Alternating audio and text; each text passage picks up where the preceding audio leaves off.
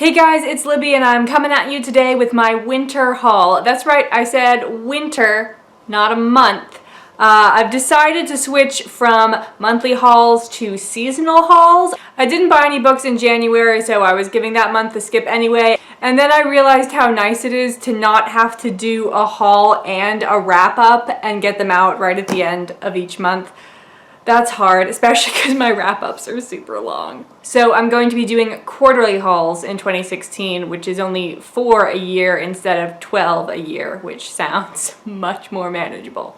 So the first place that I went to get books this winter was at my local used bookstore. I took a bunch of books that I had gotten rid of when I KonMari'd my house over to them, and while they were sorting through my books, I went around and sorted through theirs. And I found a couple of delicious specimens. So first we have File Under 13 Suspicious Incidents by Lemony Snicket. This is the collection of short stories, mystery short stories, that are the companion to the All the Wrong Questions series. I already own this in ebook format, but I'll like me some Snicket, so I went ahead and bought the physical copy. I say bought, but it was free because at my used bookstore I have so much store credit from selling them books. And if I may, I think it might be fun whenever I do hauls if I read the first sentence of the book to you so that you can get a better idea of whether you'll like it. I assume that's why you watch BookTube videos. So the first sentence of the first story of File Under 13 Suspicious Incidents is, "One morning I was arguing with the adult in charge of me." And then they had another All the Wrong Questions book, When Did You See Her Last, which I believe is number 2. Yes, it's book number 2. So I now own, I already completed my Series of Unfortunate Events collection, and now I almost have all the Wrong Questions. I'm just missing book 1, which I did read in ebook form, so I have read it, but my shelves are almost complete.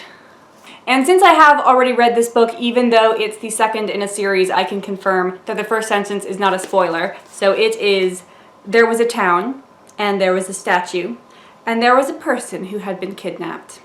And they also had The Night Circus by Erin Morgenstern. This book seems to be very popular, although it does have its detractors, but I have decided to give it a go. It's about magic circuses, and also fabulous cover design. The first sentence of The Night Circus is, oh, okay, it's complicated. This is of the prologue. The circus arrives without warning.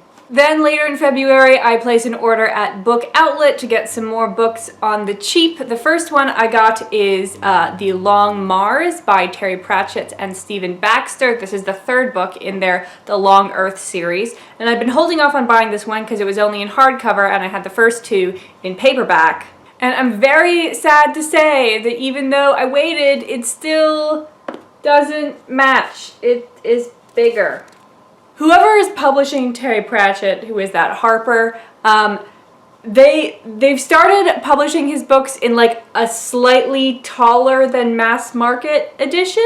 There's an older edition of one of his books and it's actual mass market size, and this one's like half an inch taller. So I thought that that is what I was getting with The Long Mars, but it's actually like a trade paperback size. So it is both taller and wider. So it doesn't match, guys.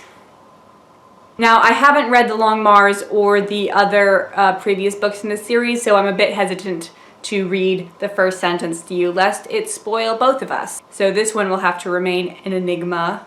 I also got Little Big by John Crowley. Maybe someone will tell me eventually. Earlier this year, I read a book of his called The Translator, and I enjoyed it in that it made me cry. And I had actually heard of this book before The Translator, and it had been on my TBR and then off and on, and I couldn't really decide. And then when I read The Translator, I was like, okay, I trust John.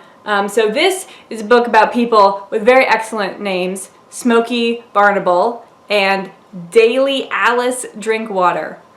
Her first name is Daily and her middle name is Alice. Her first name is Daily Alice? I don't know.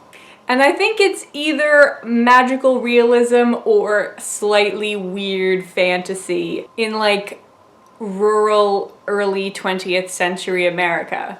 Should be interesting. And the first sentence of Little Big is, on a certain day in June 19 blank. That's some old school shit right there. Blanking out the date, way to be Victorian. A young man was making his way on foot northward from the great city to a town or place called Edgewood that he had been told of but had never visited. And finally, very excited to be holding The Sweetness at the Bottom of the Pie by Alan Bradley. This book is the first in quite a long and continuing series. It is a murder mystery, or possibly just general mystery. I'm not sure if they all involve murders, but this first one does involve a murder. So of course you have a detective, and all good literary detectives have some interesting traits. In this one, it's that she's 11. And she also has an excellent name, Flavia DeLuce. And she's living in a formerly grand house that is now run down in the 1950s with her two sisters who are mean to her, and her father, her mother, is dead. And I read the first couple of pages and she has some sass. I actually want to look into the audiobook because it's in the first person, so I think if the narrator can nail that sass, this could be a very excellent audiobook. And the first sentence of Sweetness at the Bottom of the Pie is, it was as black in the closet as old blood. That was morbid. So there's the lot. Pretty fair haul, I think. Thank you for watching, and I will see you soon. Haha, I lied. I will see you right now. So this is an addendum to my haul because I went out and I got some more things. So earlier today, the BookTube SFF Award shortlist came out. And I was like, oh, there are some things on there that I haven't read yet that I would actually like to read, so I might as well read them along with a whole bunch of other people and then form opinions and vote. So I went to the Barnes & Noble, and they had literally none of the books. So either other BookTube SFF people have already gone and picked it clean, or my Barnes & Noble just has bad taste. But while I was there, I was like, I need consolation books. So I bought myself some consolation books. The first one is The Bloody Chamber and Other Stories by Angela Carter. This was recommended to me by the Get Booked podcast when I wrote them a letter asking for books about questionably sane young women in ominous old houses. And that is definitely what the first story is about. It's an adaptation of the Bluebeard story. And then I'm not sure if the other ones are original or if they are also retellings. But that sounds cool. And the first sentence of The Bloody Chamber is, I remember how that night I lay awake in the wagon, lit in a tender, delicious ecstasy of excitement, my burning cheek pressed against the impeccable linen of the pillow, and the pounding of my heart, this is long, mimicking that of the great pistons ceaselessly thrusting the train that bore me through the night, away from Paris, away from girlhood, away from the white enclosed quietude of my mother's apartment, into the unguessable country of marriage. Sounds very Bluebeardy. It's also very short, like 126 pages, so good for readathons. And then I got another book, and oh boy. So most books that I get because I think that they will be good. This book, it might be good. I mean, it has a fighting chance, but I got it because I think it will be insane. And that is The Gargoyle by Andrew Davidson. So this book has been sort of orbiting around on the edge of my consciousness. I think Goodreads told me that I would like it based on other stuff that I had read. And you know how on Goodreads, like, different editions of the book have different amounts of back cover synopsis? So the first one I looked at had a very vague back cover synopsis, and I was like, I still don't really feel like I know anything about this book, but from what you've told me, that sounds like it could be fine. And then I read some reviews, and I read like a fuller back cover description, and I was like, that is the most nuts story I have ever heard. So this is about a guy who leads a very sex, drugs, and rock and roll sort of lifestyle, and then, as happens sometimes when you do lots of drugs, he's in a bad car accident, and his car catches on fire, and he gets like severe burns over most of his body. So he's in the burn ward, and he's waiting until he can be released so that he can commit suicide because, oh, my tortured soul, life is not worth living if I am not beautiful. And then this woman shows up, and she's like, we were lovers in medieval Germany. And he's like, okay, please leave. But somehow she gets the hospital to release him into her care. This is a questionable hospital. And she takes him back to like the castle that she lives in, where her job is to sculpt gargoyles. And then she tells him all of these stories about their past lives where they were in love, and I think it just turns into Misery, the movie, from there. I don't know, actually. From there it could end up as a romance or a horror story. I don't know. So yeah, I heard the plot description and I was like, what is this? And then you know how Goodreads has like book trailers on the page? So I went and the trailer was mainly just the author telling you one of the stories within the story about their past lives as lovers. And this one was in feudal Japan. And I just like read the story and I was like, oh my god, that is amazing and beautiful. And I want that. Now I don't know what to do. So I got this book because at least like 2 pages of it will be really good. And I already know what they are, but I'm happy to read them again. And everything else should be insane. So it will provide amusement, if nothing else. I will definitely report back to you on this. The first sentence of it is, accidents ambush the unsuspecting, often violently, just like love.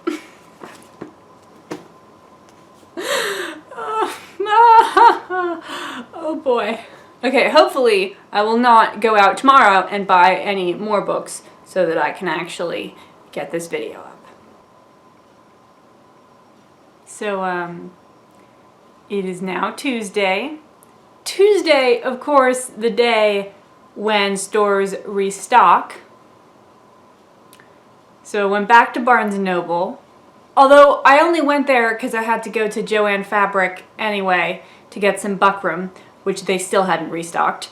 But so I went to Barnes & Noble. I got Illuminae by Amy Kaufman and Jay Kristoff. I think it may actually have been there yesterday, except it was on an end display. It wasn't on the shelves. I'm fine with end displays, do whatever you want with them, but like also have the books where they are supposed to be alphabetically on the shelves, please. The first sentence of this is, so here's the file that almost killed me, director. I also got A Darker Shade of Magic while I was there by V. Schwab. Its first sentence is, Kel wore a very peculiar coat. So I was able to get 2 of the books for the BookTube SFF Awards. And then I went to another Barnes & Noble in Tyson's Corner, and I got the 5th season by N.K. Jemisin. I heard the buzz about this book, and I know that N.K. Jemisin is very popular, but she does like properly high fantasy, and I'm not really into high fantasy. I just feel silly reading all of the funny place and people names. But I think that this book is about geology, and thing you may not have known about me, I am a geology nerd.